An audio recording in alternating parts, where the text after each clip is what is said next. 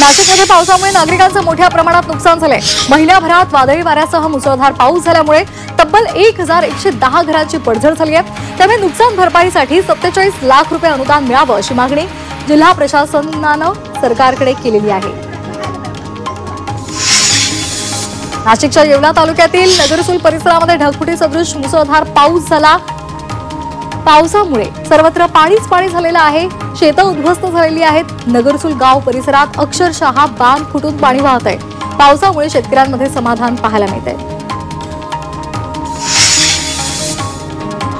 नाशिकच्या दुय्यम निबंधक कार्यालयामध्ये गेल्या वर्षभरात 1937 विवाह नोंदणी पद्धतीनं करण्यात आलेले आहेत। यावर्षी संख्येमध्ये 467 न वाढ झाली आहे। तसंच नोंदणी पद्धतीने विवाह करताना विधिवत प्रमाणपत्र मिळतं, त्यामुळे तरुणाईची नोंदणी विवाहाला पसंती मिळते।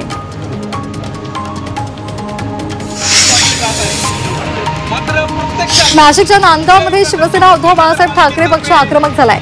नगर परिषदेनं डास निर्मूलन जंतुनाशकांची फवारणी न करता अशुद्ध पाण्याचा पुरवठा करून नागरिकांचं आरोग्य धोक्यात आणल्याचा आरोप केला जातोय।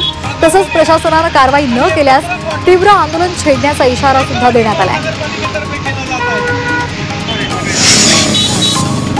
नाशिकच्या सुरगाणामध्ये मालगोंदा गावामध्ये पत्नीनं पतीची कुऱ्हाडीनं निर्घृण हत्या केली आहे। तसंच पतीची हत्या करून मृतदेह तब्बल 2 महिने घरातल्या शौचालयामध्ये शोषखड्ड्यात दफन करून ठेवला होता।